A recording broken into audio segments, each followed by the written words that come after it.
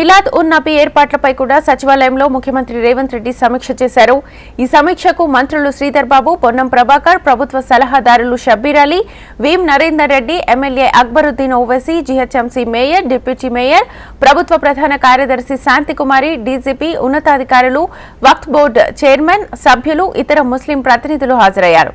మిలాద్ ఉన్ నబీ వేడుకలు September 19న నిర్వహించుకోవాలని CM Revanth Reddy విజ్ఞప్తిని ఉత్సవ committee సభ్యులు అంగీకరించారు. సెప్టెంబర్ 19న మిలాద్ ఉన్ నబీ ఉత్సవాలు నిర్వహిస్తున్నట్లుగా ఉత్సవ కమిటీ ప్రకటించింది.